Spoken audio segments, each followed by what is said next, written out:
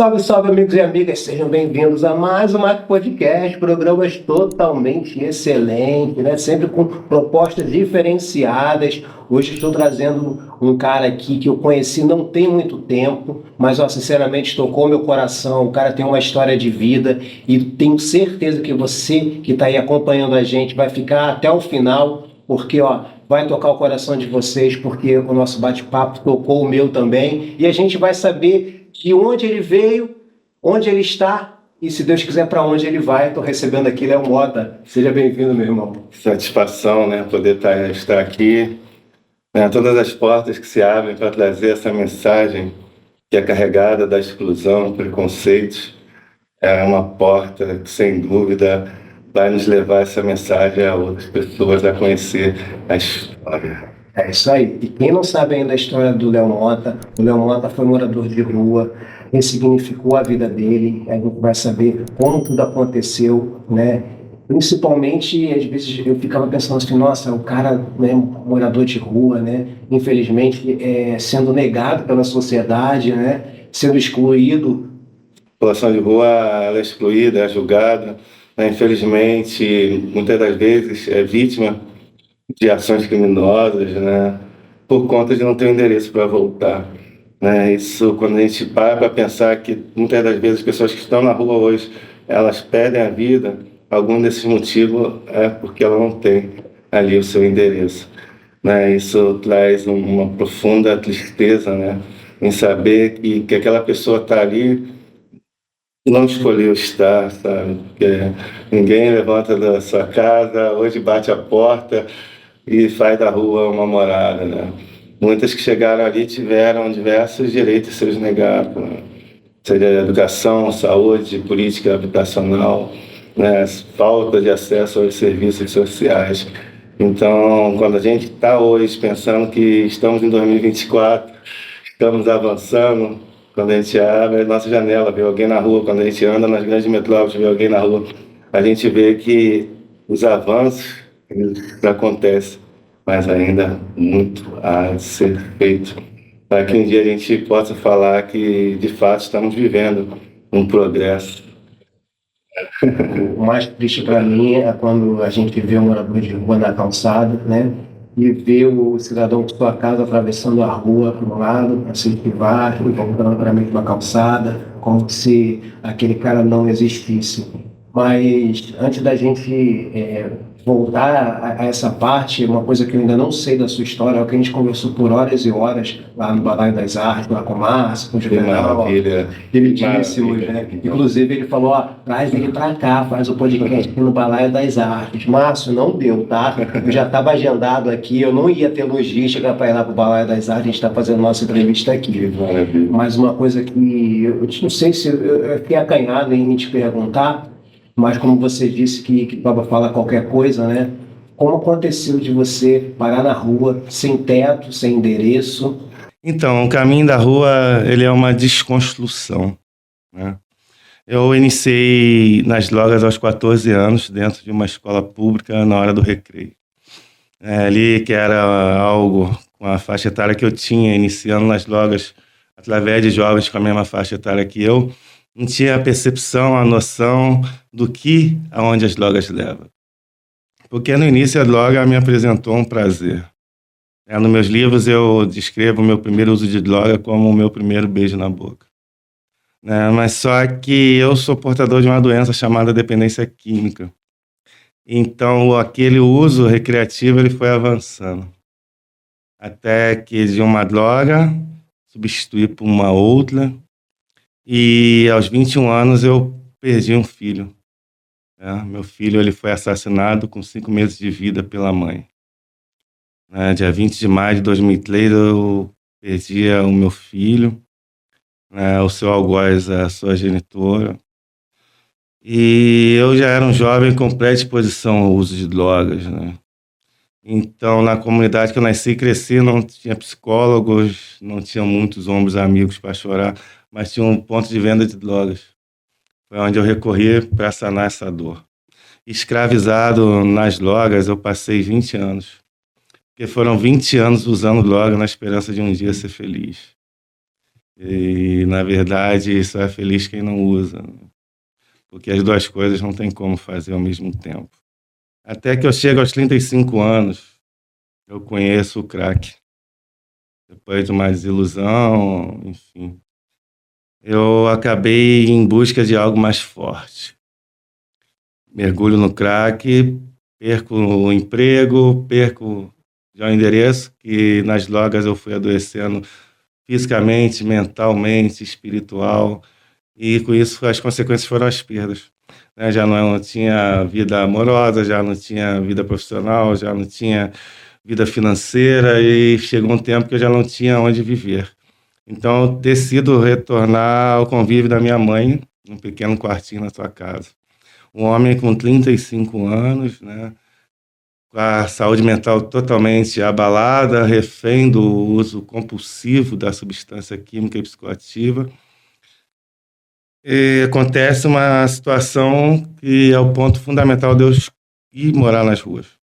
Eu, em frente à minha mãe, eu tive uma overdose, né? Eu caía nos pés da mulher que mais me amou, que me gerou, que sentiu na barriga o chutinho. Eu caí aos pés da mulher que me imaginou o nome, né? E ali eu decidi não fazer minha mãe sofrer mais. Depois do meu período que eu passei na internação hospitalar, eu saio dessa internação, não, já vou direto para o ponto de venda de drogas, né? Depois da overdose. Eu decido dali para a rua. Então eu fui, onde eu passei 1 ano e 3 meses, né? Quando eu chego nas ruas, no primeiro dia, a ficha ela não cai, porque é muito complexo. Você chegou ali depois de uma ruptura com muitas coisas. Você teve a sua ruptura com a sociedade, né? Não tinha emprego, era uma pessoa entregue às drogas, né? Você chega ali com a ruptura conjugal, você chega com a ruptura familiar. Então você chega na rua e você olha a tua vida lá atrás. E a ficha no primeiro dia não cai. Minha ficha em situação de rua ela caiu no terceiro dia ali, né? Que as roupas já não estavam mais limpas, a fome já começou a fazer companhia. Eu tive que começar a pedir para se alimentar. Foi onde a ficha cai, né? Porque quando você chega na posição de pedir, quando você chega na posição de esmolar, é a sua perca total de uma dignidade, né? Você não tem poder de escolha, porque na rua eu comia o que me davam, na rua eu vestia, sobrava o que me davam, né? Não dava mais, já rasgou, outra coisa aconteceu, as pessoas iam lá e me doavam. Então eu cheguei nessa posição de pedir, mendigar, esmolar, olhar uma lixeira e ter esperança que ali tenha algo para se alimentar, né? Essa foi a chegada na rua e foi a minha realidade vivida na rua, né? 1 ano e 6 meses. 1 ano e 3 meses, 3 meses. né? Nossa. Foram 6 meses efetivos na calçada, né?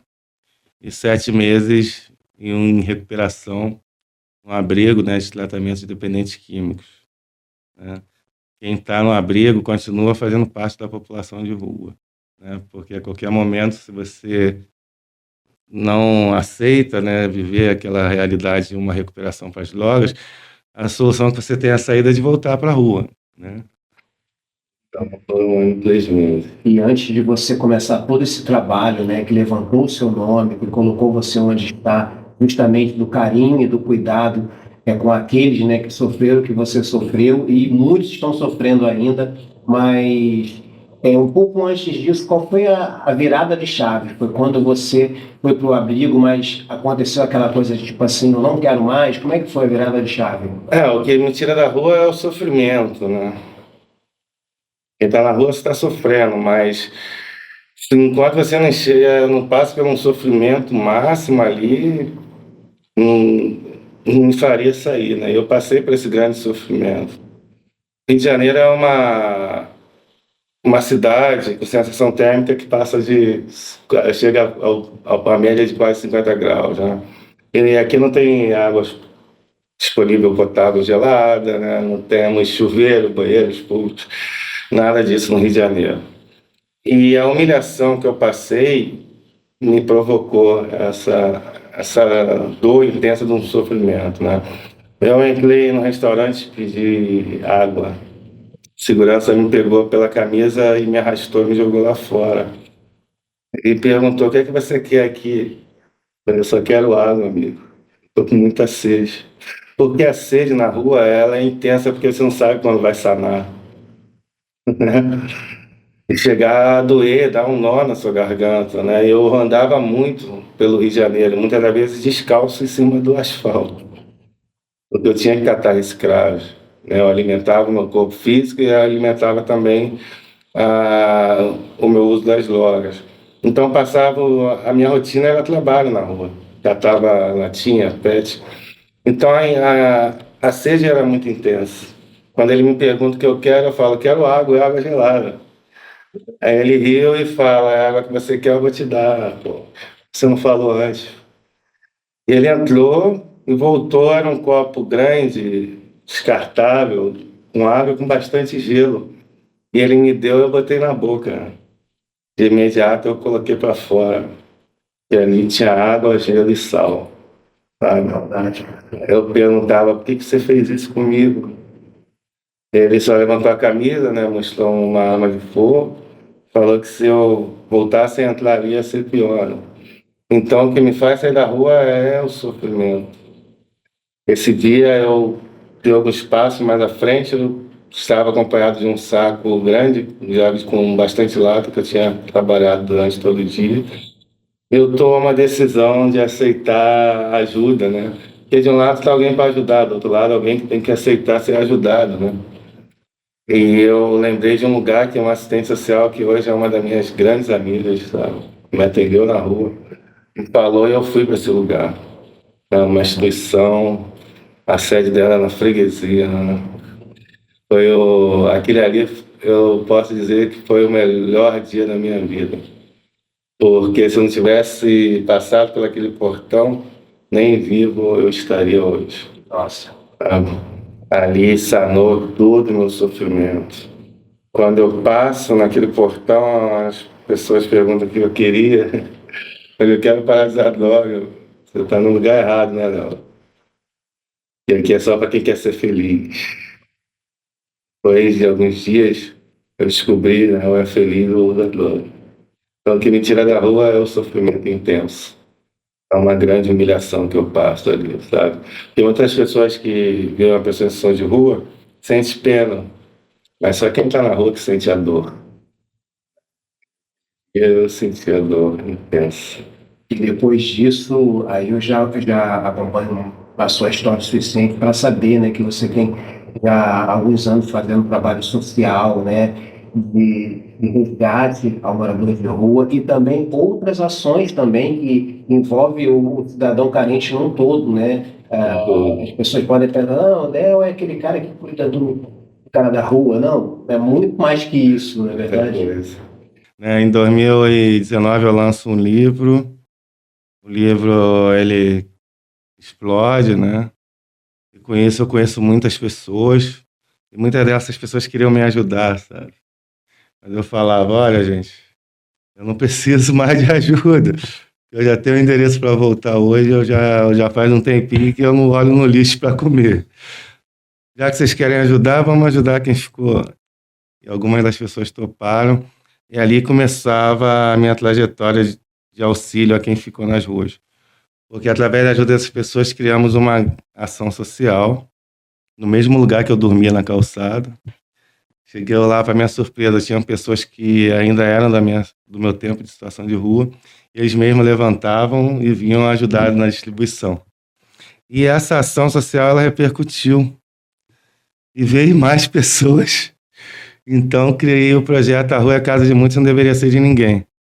Que além da distribuição de alimento, que eu fiz ali no Lago da Carioca, de 2019 até o fim da pandemia, a gente promoveu, além da distribuição, desfiles de moda, né? Para quem está na rua, eu ia para a rua, eu levava um tapete vermelho, botava uma roupa legal neles, levantava a autoestima através de voluntários da área de beleza, né? Ali também eu convencia que as pessoas a saírem daquela realidade né, e direcionando ela a centros de apoio e acolhimento e tratamento, o mesmo que me acolheu e me tratou. E também cresce um outro chamado que era a realidade da mulher que estava em situação de rua, aonde ali eu começo a perceber que essas histórias deviam ser contadas, né? Primeiro eu criei um canal chamado Falas da Rua Histórias, né? Fizemos muitas histórias, muitas entrevistas ali com quem ficou, né? E elas iam contando as suas realidades. Eu falava, tem que levar essas histórias para a literatura brasileira. Foi quando eu tomei a decisão, em 2021, de escrever o meu segundo livro, trazendo esses relatos, né? E chego ali, o livro ele ganha força também, porque dentro do mesmo livro está o meu reencontro com meu pai depois de 38 anos. Então, comecemos ali a dar voz, eu via que aquelas pessoas necessitavam de alguém que desse voz. Aí, graças a essa minha busca incessante de falar que pessoas ficaram ali, né, eu fui convidado a estar na frente de coordenadorias da população em situação de rua da Prefeitura do Rio. E na época eu pude estar junto ali numa das maiores conquistas dessa população na história, que foi a vacina, né? Então foi muito além de distribuição de um alimento. Chegou um ponto que de fato eu estava na rua salvando vida. Foi através da vacina. Pela primeira vez a população de rua foi prioridade em algo. E não tem um registro meu desse dia que eu não esteja com lágrima nos olhos, né? Porque ali a população de rua ela teve prioridade de ser vacinada primeiro que um governador, né? A pessoa tinha uma bermuda, um papelão e um acesso à vida, né? Então, a partir desse momento, a nossa fala, por quem ficou, ela cresce.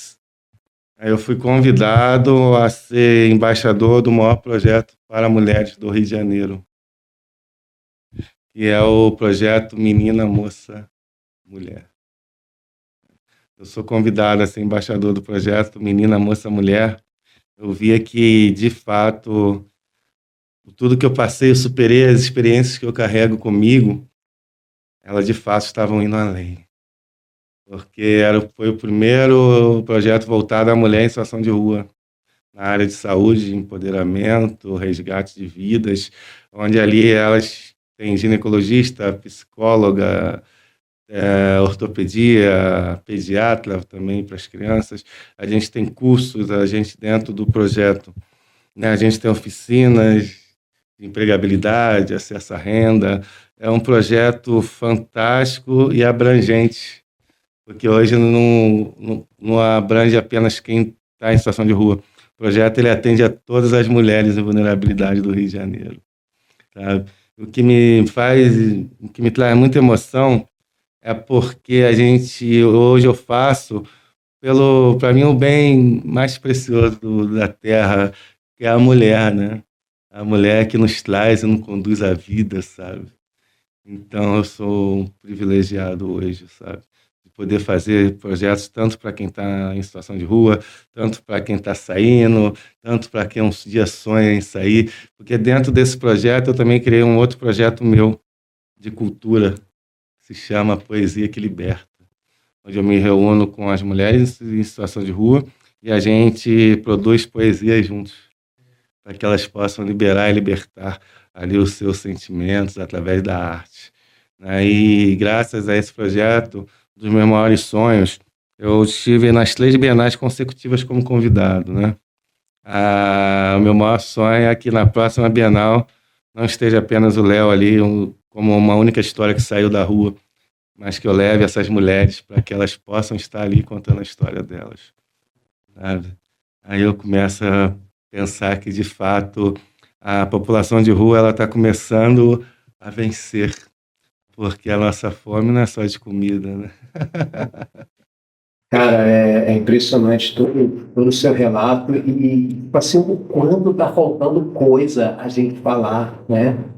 desde tudo que você passou, desde você estar buscando os pontos, fazendo as ligações e ao mesmo tempo estudando muito, né? Quem conversa com você com mais tempo vê que você é um cara interessado no assunto, mas não naquele ponto, mas em tudo que cerca, né? Você busca um entendimento maior. Eu queria saber se a busca por esse entendimento maior foi foi parte do que te levou para a política, porque você está vindo como candidato a vereador. O que te levou para a política? O que me levou para a política é que eu sou fruto da falta da política.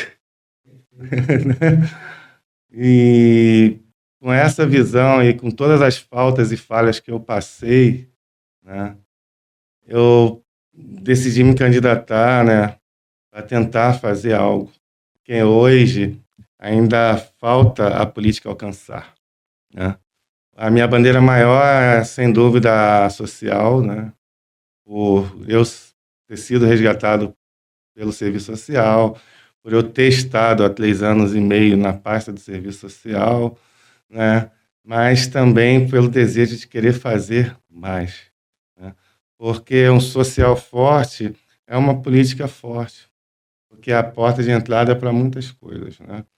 Eu fui motivado pela entrar na política, né, por conta também de algumas estruturas, né? Tivemos diversas causas hoje que tiveram muitos avanços, porque as pessoas dessa causa foram alcançando os seus cargos públicos, né? Uma dessas causas, né, que eu sou muito grato, que é a causa do LGBTQIA+, né? Porque se hoje eu tenho meu nome social no meu documento, é porque eles lutaram para isso. É uma causa que enriqueceu e muito cresceu porque pessoas LGBTs chegaram no mandato.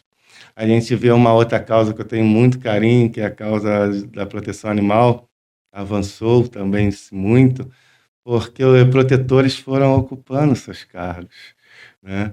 Então é o que eu penso da minha causa, que ainda ninguém que saiu da situação que eu saí, embora a população de rua seja formada há séculos e séculos, chegou com o mandato no nosso país, né? Então, porque se um dia alguém dali chegar, tem uma representatividade. Com representatividade tem também fiscalização, né? Então, as minhas pautas que eu trago, as minhas propostas, a maioria delas é para o bem-estar humano, cultura, resgate à dignidade, né? Então, esse é o motivador que me leva à política.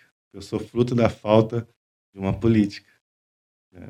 Quando faltou algo na minha vida, eu fui parar nas ruas, né? Porque hoje falta-se muita coisa, né? A gente não tem uma clínica pública para tratar um dependente químico, né? E se a gente tem um número de 80% de pessoas em situação de rua que fazem uso de álcool e drogas, o fundamental e o principal seria tratar os dependentes químicos para que não chegassem na situação de rua. O motivo que me levou foi a dependência, mas ao mesmo tempo não tem uma clínica pública para tratar um dependente químico, né? O que me desperta, o que me motiva é porque eu estou na cidade do Rio de Janeiro, que ela, para o turismo, ela é vendida mundialmente, acho que não tem um ser humano que não conheça, nunca te tenho ouvido falar no Rio de Janeiro, né? Mas, por outro lado, é uma cidade não abrangente para todos, né? A gente aqui não tem banheiro público, nem para o turista, nem para o transeunte, nem para o carioca, nem para quem habita nas ruas. A gente não tem acesso à água, né? A gente não tem bebedouros, então o que me leva à política, a motivação mesmo, é fazer aquilo que para mim teve falta, né? Uma das minhas propostas também é a fiscalização, implementação e colaboração com a lei do sepultamento gratuito, né? Muitas das vezes a pessoa passa uma vida sem dignidade na hora da despedida. Também, se a família não fizer vaquinha, não pedir os amigos, os vizinhos, os conhecidos, essa pessoa corre o risco de ir ali, né, sem dignidade, né? Porque até a pessoa conseguir arrecadar fundos para fazer essa coisa acontecer. Até que para que, não vai cortar, mas até para que, de repente, quem está ouvindo falar nisso agora entenda melhor, o que acontece? A lei prevê que o cidadão, em determinada situação social, tem direito a um sepultamento digno, mesmo que ele não tenha dinheiro para pagar. Exato, mas por outro lado, quando você entra nos portais de garantia de direitos e de acesso a essa lei, na DPU, por exemplo, se você entrar agora aí, que você está com o seu celular, sepultamento gratuito. A DPU, que seria a garantia de direitos, ela informa que o ilutado junte seus documentos e vá até a concessionária que faz o sepultamento. O site da Prefeitura do Rio, quando você entra e põe lá no Google, sepultamento gratuito, ele te passa a mesma informação. Então, hoje, o que acontece? O ilutado está indo negociar com o lupo, né? Porque faltou-se fiscalização, falta fortalecimento dessa lei e falta conhecimento da sociedade, né? A minha proposta para essa área é a criação de uma linha direta, tanto com o poder fiscalizador quanto com o executor, né? Assim como existe um 93, um 92, um 90, ali também é um caso de vida, né? Embora já tenha partido para a direção da morte, né? Mas é uma vida que viveu, contribuiu com seus impostos e na hora da despedida não tem condições. Imagina para a família uma situação dessa, poxa, É desumano demais. Desumano demais. E antes da gente encerrar aqui, ô Léo, eu quero convidar o pessoal que está acompanhando aqui o Mac Podcast a se manifestar aqui nos comentários e pedir para o Léo voltar. Porque eu conversei com o Léo não está vindo aqui porque ele é candidato, não. Ele está vindo aqui porque eu conheci ele tem uns 10 dias. E ele falou que sempre que tiver oportunidade, dependendo dos trabalhos que ele estiver realizando, ele vem. Então eu peço a você que fala, Léo, volta, que a gente quer saber mais dessa história aí, a gente quer saber as outras histórias, a gente quer saber o conteúdo desses livros aqui, ó. Eu tenho aqui o meu autografado. Então, Léo, 2 minutinhos, palavras finais. Vamos lá. Meu livro, estamos aí com um projeto de levá-lo ao Guinness Book, né? Como o primeiro ex-morador de rua que produziu uma trilogia literária no mundo, né? E são 370 páginas, sem dúvidas, fortes e marcantes. Então, eu peço que adquira o livro e nos siga nas redes sociais. @LeoMotoEscritor, com 2T. Eu vou deixar na descrição do vídeo o Instagram dele, vou deixar o link do Instagram, link do YouTube dele, que tem um conteúdo muito interessante para você conhecer um pouco mais o Léo Mota. Quero agradecer a você que está acompanhando a gente aqui no Mac Podcast. Obrigado por tudo, por sempre, e até o próximo Mac Podcast. Valeu, Léo. Obrigado, valeu. Um abraço. Obrigadão pela oportunidade. Tamo junto, cara. Obrigado por curtir o vídeo até aqui. Esperamos que você tenha gostado e até o próximo.